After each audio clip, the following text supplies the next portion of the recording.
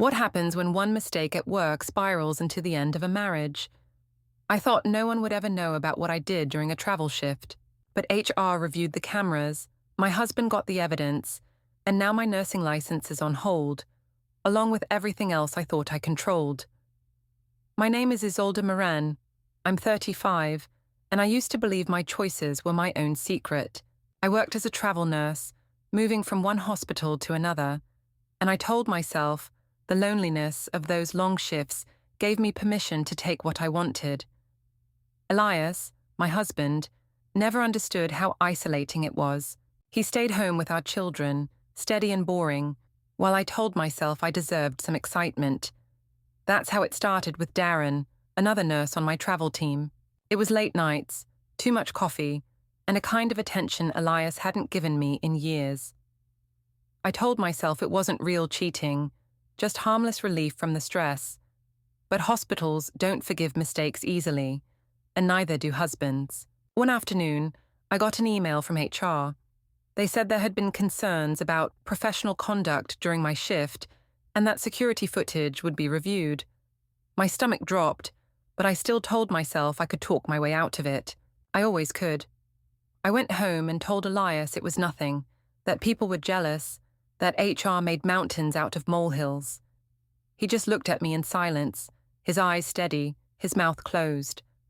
That silence scared me more than the email. I tried to turn the story on him. Told my sister that Elias was controlling, told my parents that he didn't appreciate me, told myself that I was the victim. But what I didn't realize was that Elias wasn't just silent. He was listening, collecting, preparing. By the time HR finished their review and my license was placed on hold, Elias already had everything he needed neatly packed in his briefcase. My messages, the reports, the evidence. I thought I was clever, but I was wrong. He wasn't weak. He was waiting. The affair didn't begin like some dramatic movie scene. It started in the most ordinary way. 2 nurses working an overnight shift, running on caffeine and exhaustion. Darren Cole was younger than me by a couple of years, with a lazy kind of charm that made patients smile and coworkers roll their eyes. We traded jokes in the hall, shared vending machine snacks, and talked too much during breaks. That's all it was at first. I told myself it was harmless, that Elias didn't need to know about the extra attention I got during travel shifts. He was home with Sophie and Mark, probably asleep in our quiet little house, while I was in a bright, sterile hospital dealing with emergencies. Didn't I deserve something for myself? A little spark? The night it crossed the line, we were charting at the nurses' station. The unit was quiet for once. Darren leaned in close, reading over my shoulder, and whispered a compliment about how I always looked put together, even on 12-hour shifts. I laughed, brushing him off, but my heart skipped. Later, in the supply room, the conversation turned into lingering glances and touches. Nothing dramatic, just small things, but I knew exactly what it meant, and I let it happen. I justified it immediately. I told myself it wasn't really cheating, not the way people imagined. I said it was stress relief, just a moment, not something that would last. Besides, Elias wouldn't understand. He had never worked nights, never lived in the constant buzz of a hospital where people leaned on each other too heavily. The next morning, I drove home exhausted, but oddly exhilarated. I found Elias in the kitchen making breakfast for the kids. He smiled at me, offered me coffee, and told Sophie to give me a hug before school. For a moment, guilt punched me in the chest, but then I reminded myself that he never asked what I needed, never gave me the thrill Darren did. I pushed the guilt away and told myself I had earned this secret. A few days later, things began to unravel faster than I expected. I got an email from HR requesting a professional conduct review. My stomach dropped the second I saw the words. I tried to calm myself. Hospitals are full of gossip. Maybe someone was jealous. Maybe it was just about how long we took breaks. But I couldn't shake the fear that cameras had caught something. When Elias asked why I was staring at my phone so much, I snapped at him. I told him it was work stress, that he wouldn't understand. He tilted his head slightly, studying me, and then just nodded. No fight, no further questions. His silence unnerved me more than his anger would have. I decided to get ahead of the story. I called my sister Claire that evening and told her Elias was being paranoid. I said he accused me of flirting at work when all I was doing was my job. Claire chuckled awkwardly and said maybe Elias was too strict, too serious. Her words soothed me for the moment. I had someone on my side. But Elias wasn't letting it go. He didn't confront me directly. Instead, I began noticing the little things he did differently. He kept his phone closer. He started locking his desk drawer. He carried his briefcase upstairs every night instead of leaving it in the study. When I asked why, he just said he liked things organized. I laughed it off to Claire, saying he was turning obsessive. But deep down, I wondered if he already knew. The tension at home grew sharper. At dinner, Sophie asked if I would be home for her recital. I promised I would. Elias looked at me across the table and said softly, "As long as work doesn't get in the way." His voice was calm, but I felt the jab under it. Mark, too young to understand, just copied his father's stillness, watching us with wide eyes. Later that night, as Elias read bedtime stories to the kids, I scrolled through messages from Darren. He sent me a quick line. "Don't worry, it'll blow over." HR won't dig too deep, I clung to those words, convincing myself Darren was right. Cameras couldn't have caught much. Even if they did, HR would let it slide. Nurses were stretched too thin to lose staff over harmless mistakes. Still, unease lingered. The following week, HR scheduled my review. I told Elias I had to work late, and when he asked if I wanted him to keep dinner warm, I snapped that he should stop acting like my father. He said nothing in return, only nodded once and turned back to the stove. His silence was unbearable, like he already had the answers, but was waiting for me to trap myself. That night, I called my mother, hoping for comfort. I told her Elias was acting distant, that he didn't trust me, that he made me feel suffocated. She sighed and said, maybe I should be more patient with him, that he worked hard to keep the family together. Her lukewarm defense of him infuriated me. I told her she was taking his side, then hung up. The truth was, I was already isolating myself. I didn't want advice. I wanted validation. I wanted someone to tell me Elias was wrong, that I was justified, that what I did with Darren was nothing. But the cracks were already spreading. Elias's silence wasn't retreat. It was strategy. He wasn't confronting me because he didn't need to. He was watching, waiting, and collecting. I didn't see it then. I told myself I still had control. The night before my HR review, I walked past Elias's study and caught a glimpse of papers spread across the desk. At the top of the stack, in his neat handwriting, was my name. Before I could step closer, he slipped the folder into his briefcase and locked it. The click of the lock echoed in my ears long after I went to bed. By the time the HR review loomed, I was desperate for distraction. I hated the feeling of waiting, of being judged in silence by Elias at home and a faceless committee at work. So, when our neighbors invited us to a group dinner at a restaurant downtown, I jumped at the chance. I told myself it would be good for appearances, good for Elias to loosen up, and good for me to remind everyone I was still fun, still sharp, still in control. The restaurant was buzzing that night, dim lighting, glasses clinking, laughter from every table. Elias and I sat with 3 other couples, people who knew us well enough to notice the tension, but not close enough to say anything outright. Elias wore his usual calm expression, speaking politely to everyone, but I could feel the distance in the way he didn't look at me. That coldness made my skin itch. So, I performed. I laughed louder than necessary, told exaggerated stories about my travel shifts, and played the role of the witty wife. At one point, someone made a joke about office romances, and without thinking, I smirked and said, well, I guess Elias wouldn't know what that's like. He's too busy being jealous of every nurse I talk to. I chuckled as if it were harmless, expecting people to join in. But the table went quiet. A couple of polite laughs, some forced smiles, but most people just looked down at their plates. I tried to push through the awkwardness, adding, "He acts like I can't be trusted, but really he's just insecure." Still no reaction. Elias didn't even flinch. He calmly cut his food, sipped his water, and continued listening to someone else talk. His silence was unbearable. If he had gotten angry, I could have painted him as controlling. If he had defended himself, I could have twisted his words into proof of paranoia. But he gave me nothing. That made me furious.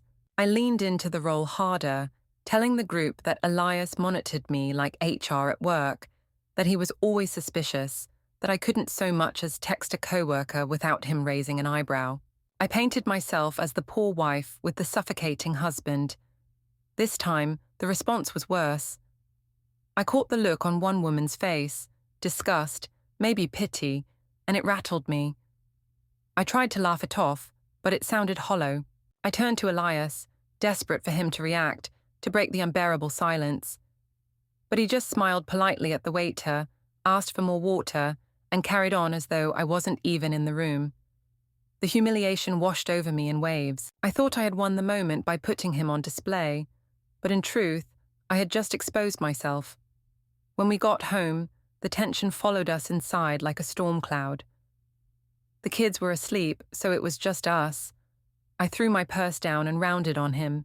I demanded to know why he made me look like a fool, why he sat there in silence while people stared at me like I was crazy.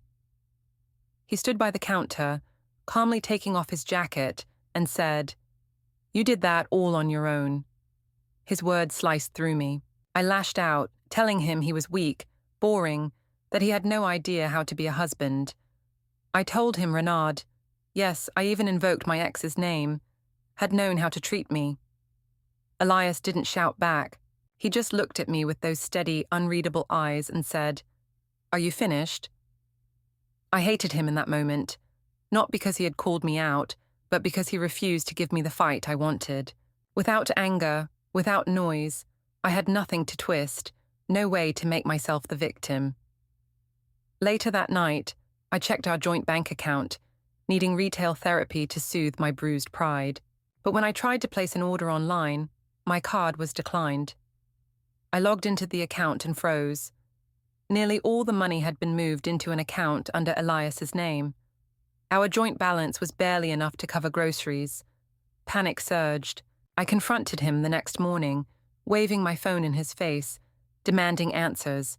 He simply said, "It's safer this way." I shrieked that he was controlling, that he was trying to starve me, that he was punishing me. He didn't argue. He bent down, kissed Sophie and Mark on their heads, and left for work with his briefcase in hand. I called Claire immediately. I told her Elias was punishing me financially, that he was suffocating me, that he wanted to control every move I made. She listened quietly, then asked if it was true that I had joked about him being insecure in front of everyone. I admitted it, trying to spin it as playful, but she didn't laugh. She said, "Seraphine, you're making things worse." I snapped that she was taking his side and hung up. Later, I heard from Claudine, Elias's mother. She didn't mince words. She said I had disgraced her son, that she would never forgive the way I humiliated him in public. I tried to say she had always hated me, that nothing I did would ever be good enough. But she didn't even raise her voice. She just said, "You've already done enough damage," and hung up. Even my parents didn't come to my defense. I went to them hoping they'd rally behind me. But my father just sighed and said, "Words stick longer than you think." My mother muttered that maybe I should learn to hold my tongue. I rolled my eyes, insisting they were being dramatic, but their disappointment gnawed at me. That night, Sophie asked why Daddy was so quiet. I snapped that he was stressed from work. Mark clung to Elias during bedtime, copying his father's calm movements. Watching them lean into him and away from me filled me with rage I couldn't show. I turned to Darren's messages for relief. I told him Elias was punishing me, that things were getting tense at home. He wrote back one line, "Be careful, everything leaves a trail." The words chilled me, but I forced a laugh, telling myself he was just being dramatic. Later that night, I passed by the study and saw Elias at his desk, printing pages and slipping them into his briefcase. I caught a glimpse before he closed it. My name at the top of an HR email. The click of the lock that followed echoed through the hallway, and this time it sounded like a verdict. The day of the HR review arrived with a weight in my chest I couldn't shake. I told Elias I had an early meeting and left before the kids even woke up. He didn't ask questions, didn't even say good luck. Just a nod, the briefcase in his hand, and that steady silence I had come to despise. At the hospital, I walked into the HR office rehearsing excuses in my head. I planned to say I was overworked, that I'd been unfairly targeted, that people were jealous. Darren had told me HR never pushed too far. Just a slap on the wrist and a warning. I clung to that hope. But when I sat down, the director slid a folder across the table. Inside were still shots from security cameras. My stomach dropped as I saw myself with Darren in the supply room, leaning too close, laughing too freely. Nothing explicit, but enough to suggest what we had been doing. Alongside the photos were time-stamped logs of my shifts, notes about extended breaks, and even witness comments. I tried to laugh it off. I said Darren and I were just friends, that the photos were innocent, that the comments came from people who didn't like me. I insisted I was being singled out because I was a travel nurse, but their faces didn't change. They said calmly that my license would be placed under review, pending further investigation. The room spun. My license, everything I had worked for, suspended. I wanted to argue, to shout, to demand they reconsider, but I managed only a brittle smile and a promise to cooperate fully. Inside, I was screaming. When I drove home, my hands trembled on the wheel. I didn't know what to say to Elias. How could I spin this? If HR had the footage, he would know soon enough. Maybe he already did. That night, he was waiting at the table, the children already tucked in. He didn't ask about my day. He simply said, "Long shift?"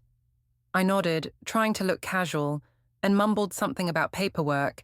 He said nothing, only gathered his papers into the briefcase and locked it. The click of the lock made me flinch. I couldn't take the silence. I grabbed my coat and drove to my parents' house. I stormed in and told them Elias was controlling me, that he was collecting evidence like I was a criminal, that HR was being unfair. I said I was the victim, punished for one mistake, and Elias was twisting it to ruin me. My mother frowned and asked gently if there was truth to the rumors. My father was less soft. He said, "A man doesn't start keeping records unless he has something to protect himself from." His words stung because I knew they were true. Claire tried to defend me, saying Elias could be strict, that maybe he was exaggerating. I clung to her words like a lifeline, but even she looked uncertain. She asked quietly if I had actually crossed a line with Darren. I snapped that it was none of her business, that everyone was against me. Dinner that night was tense. My father barely looked at me. My mother tried to change the subject, and Claire sat in silence after my outburst. I felt cornered, unwanted in my own family's house. Later, when I returned home, I noticed Elias's briefcase sitting on the chair by our bed. He was in the shower. My heart pounded as I unlatched it. Inside was a thick folder with my name neatly written on the tab. I flipped it open and froze. There were printed emails from HR about my conduct review, screenshots of my text exchanges with Darren, even copies of the camera stills, somehow already in his hands. My words, my actions, my betrayal, all neatly organized in chronological order. I shoved the papers back, slammed the case shut, and relocked it before Elias returned. My hands shook as I crawled into bed, pretending to be asleep. But I lay awake, my mind racing. He knew everything. And worse, he was patient. He wasn't confronting me because he didn't need to. He was waiting for the right moment. The children began to notice. Sophie asked why I was crying in the kitchen. I told her it was because of work stress. But I saw the doubt in her eyes. Mark clung closer to Elias, copying his calm habits, folding his napkin like him, brushing his teeth when Elias said it was time. The kids leaned into him more and more, and it made me feel like a stranger in my own home. I tried reaching out to Darren, Desperate for reassurance, I told him HR was after me, that Elias was collecting things, that I felt trapped. His reply came hours later. "This is between you and your husband. Don't drag me in cold." Detached, cutting me off just when I needed him. I wanted to scream, to throw my phone across the room. Instead, I wiped my tears and told myself Elias wouldn't actually go through with anything. He wouldn't leave. He never had the courage. But the next evening, after dinner with the children, Elias stood, walked to the table, and placed a sealed envelope in front of me. His voice was steady as he said, "You'll want to open that." He kissed Sophie and Mark goodnight and walked upstairs with his briefcase. My hands trembled as I stared at the envelope, terrified to know what he had already set in motion. The envelope sat on the table all night. I didn't open it. I couldn't. Just seeing my name written in Elias's neat handwriting was enough to make my stomach churn. By morning, it was still there, heavy as a stone, while he packed lunches for Sophie and Mark as if nothing had changed. When I finally picked it up, intending to tear it open, he looked at me and said calmly, "Maybe wait until you're ready." That tone, measured, steady, without a hint of anger, was worse than any shouting. A few days later, we were invited to my parents' house for dinner. I dreaded going, but told myself it was a chance to fix things. If I could turn them against Elias, if I could paint him as cold and controlling, maybe I could win back some ground. Claire would be there too, and I needed her to defend me. We arrived with the children in tow. The atmosphere was already tense. My mother fussed over the food but avoided my eyes. My father was quiet, sipping his wine. Claire sat at the table, arms crossed, clearly bracing herself. And across from me sat Claudine, Elias's mother, her gaze sharp as a blade. Dinner started in silence. The children filled the gap with chatter. Sophie described her school project. Mark showed off how he could count to 50 without stopping. Elias encouraged them gently, smiling, nodding, making them feel heard. I tried to join in, but they answered me with polite nods, then turned back to him. The sting of that rejection burned deep. Finally, I spoke. I forced a laugh and said, "I know everyone's heard things. Let's just be clear. It's being blown out of proportion. Yes, HR is making a mess of things at work, and yes, Elias is upset, but it's not what people think." The table was silent. I pushed harder. "I made mistakes, but Elias is making me out to be some criminal. He's hoarding money, keeping records, even locking things away. Tell me, does that sound like a loving husband?" My father put down his fork with a quiet clink. He said, "A man doesn't start keeping records for no reason, Isolde." My face flushed hot, but I brushed it off with a laugh. Claire leaned forward, her voice sharper than I'd ever heard. "You've humiliated him, and now you're pretending it's his fault. Do you hear yourself? You cheated at work, you lied, and now you want us to blame him for being careful." Her words cut me. I lashed out, saying she was jealous of me, that she had always wanted Elias to like her better. Claire didn't take the bait. She shook her head and said, "You're making a fool of yourself." I turned to my mother, begging for support. She looked at me sadly and said, "We can't defend this, Isolde." My father only nodded. Their silence was louder than anything else. That's when Claudine spoke. Her voice was cold, precise. "My son has shown more patience than most men would. He stayed silent for the children's sake. And you repay him by mocking him, cheating, and then lying to everyone. You don't deserve him," I snapped back, saying she had hated me from the start, that nothing I ever did would satisfy her. But my voice sounded thin, desperate. Claudine didn't argue further. She just looked at Elias and said, "You know what you need to do." The children sensed the tension. Sophie leaned against Elias's shoulder, whispering if everything was okay. He kissed her head and said softly, "It will be." Mark clutched his father's arm, copying his calm breathing. I tried to pull Sophie toward me, but she shook her head and clung tighter to him. That rejection nearly broke me. The dinner ended in disaster. No one laughed, no one lingered. Plates were cleared in silence. My parents hugged the children tightly but barely looked at me. Claire kissed Elias on the cheek and whispered something I couldn't hear. Claudine left with her son, her head held high, proud. I was about to storm out when Elias placed another envelope on the table. He slid it toward me, his face calm, his voice steady. "This is what comes next." I stared at it, trembling. I tried to laugh, to say he was staging a performance, trying to scare me, but no one laughed with me. My parents exchanged weary glances. Claire looked away. Claudine sat straighter, satisfied. I shoved the envelope aside, refusing to touch it. If I didn't open it, I could pretend it wasn't real, but the weight of it sat there like a verdict. Back at home, I carried it upstairs and left it on the nightstand.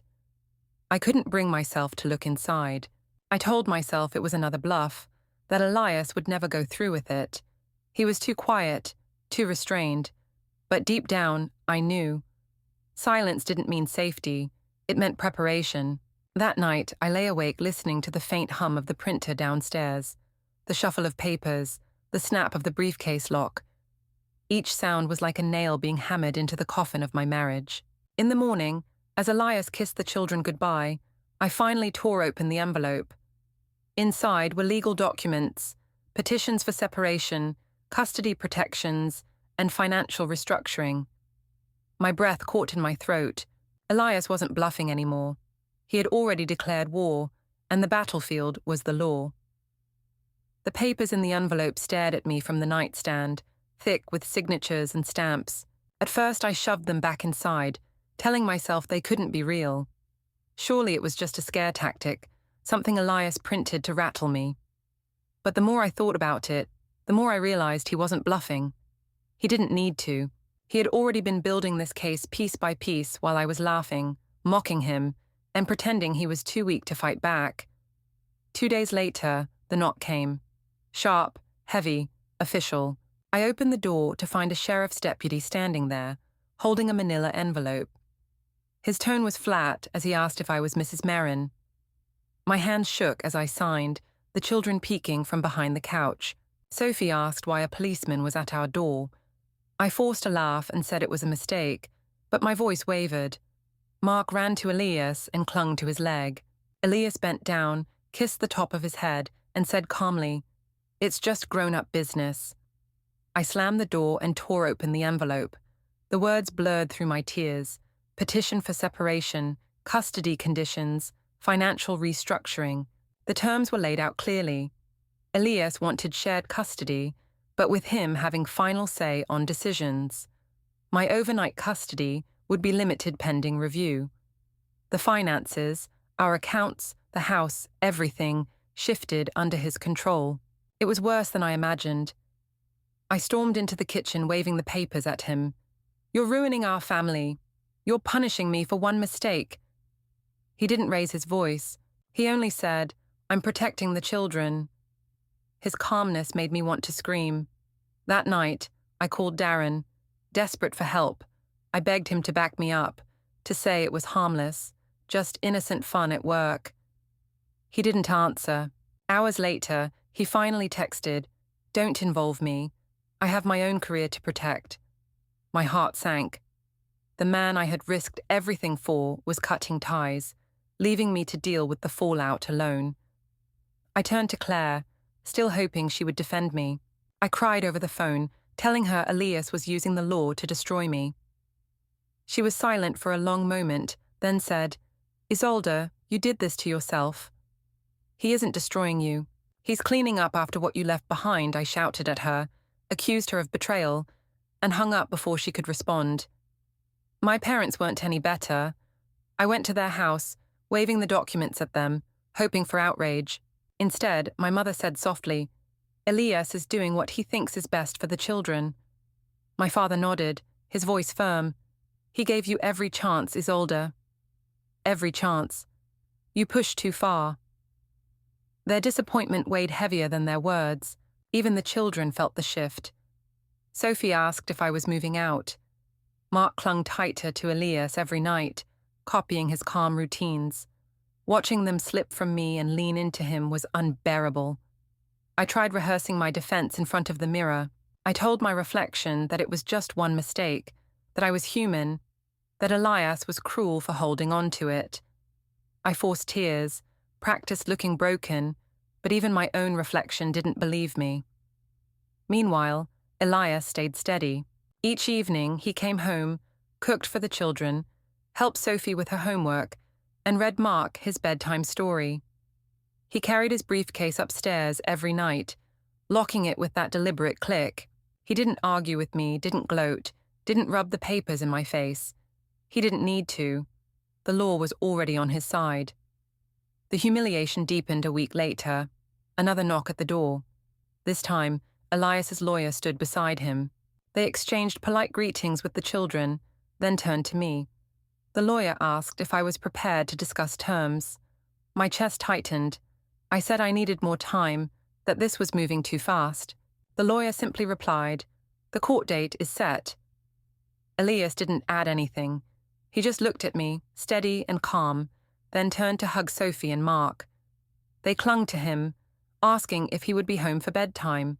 He promised he would. They didn't even look at me. That night, I sat at the kitchen table surrounded by legal papers, my coffee growing cold. Upstairs, I could hear Elias's steady voice reading to the children, their laughter drifting down the hall. The sound cut through me sharper than any insult. I realized then the fight I thought I was winning had already been lost.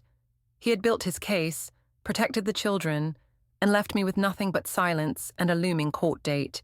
The courthouse smelled like paper and polish, a strange mix of sterility and authority. The air buzzed with the low hum of voices, heels clicking on tile, the shuffle of files being carried down long halls. I walked in, wearing my best suit and heels, makeup heavy enough to mask the bags under my eyes.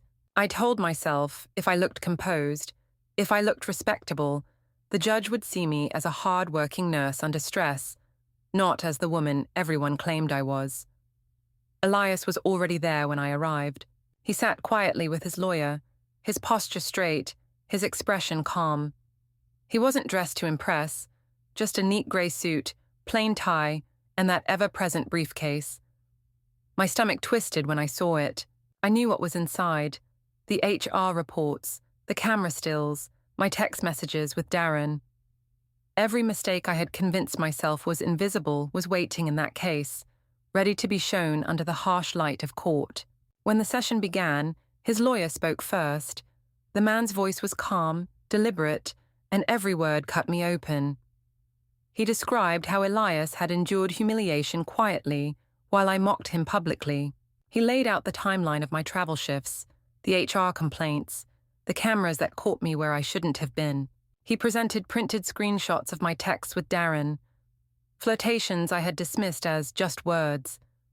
Every page turned in that binder felt like another nail sealing my fate. I clenched my fists under the table, forcing myself not to cry. When it was my turn, my lawyer nudged me to stand. I walked to the front, my heart hammering, and delivered the speech I had rehearsed in the mirror. I said I was overworked, lonely, that Darren had been a friend who comforted me during long shifts. I insisted Elias was twisting things to look worse than they were. I told the judge that my children needed me, that I had made a mistake, but I was still a good wife and mother. For a moment, I thought I saw hesitation in the judge's eyes. A flicker of sympathy, maybe. My heart leapt. I could still spin this. Then Elias stood. His voice was steady, quiet, but every word landed harder than my desperate pleas. He said he had loved me, trusted me, built a life with me. He admitted he had stayed silent, not out of weakness, but because the children didn't deserve shouting or chaos. Silence, he said, isn't weakness. It's restraint. I didn't fight her in the kitchen or in front of friends. I collected the truth and I brought it here. The courtroom was still. Even the judge leaned forward slightly, listening more closely. Then came the statements. Claire's was read first. She wrote how she had defended me, only to realize I had been lying all along. My parents' words were softer, but they admitted they couldn't excuse my choices anymore. And Claudine, Elias's mother, delivered the sharpest blow. She wrote that I had humiliated her son, broken trust in the family, and then tried to play the victim. Each statement piled against me, stripping away every excuse I had rehearsed. The judge turned to the custody request. Elias's lawyer asked for shared custody with conditions. Elias would have final say on education and finances, while my overnight custody would be limited until further review. My lawyer objected, saying Elias was punishing me, but Elias spoke again, softly. This isn't punishment. This is protection, for Sophie and Mark. Those words sealed it. The judge's ruling was firm and swift. Custody was restructured under Elias's terms. Financial authority shifted to him. My role was reduced, limited, scrutinized. The gavel struck, and the sound echoed through me like a verdict on my entire life. I sat frozen in my chair, eyes wide, mouth dry. My lawyer leaned close and whispered that it wasn't the worst outcome, that I still had visitation, that I should be grateful. But gratitude was impossible when I had lost so much in one afternoon. Elias gathered his binder, closed his briefcase, and thanked the judge. He didn't look at me once. He didn't need to. His silence was louder than any speech I could have given. He walked out of the courtroom with quiet dignity, leaving me behind with nothing but shame. The others filed out quickly. My parents avoided my eyes. Claire gave me a sad look but said nothing. Claudine walked out proudly with her son, her head high, her face full of vindication. Even the children weren't there. They were at school, sheltered from seeing their mother unravel. I stayed seated, staring at the empty bench, the stack of papers in front of me, the ink that spelled out my downfall. HR had suspended my license. Elias had taken the family, and the law had sided with him, all because of choices I told myself didn't count. All because I believed silence meant weakness, when in reality it meant he had been preparing the whole time. One travel shift. That was all it took to unravel everything I built. The cameras had caught me, HR had suspended me, and Elias had turned my own excuses into evidence. When the gavel struck, he walked out with dignity, and I was left sitting in silence, finally realizing it was never his weakness that ruined me. It was mine. Don't forget to hit like, subscribe, and turn on the bell so you don't miss the next story. Write in the comments from which city you are watching, or watching, or watching, or watching, or watching, or watching.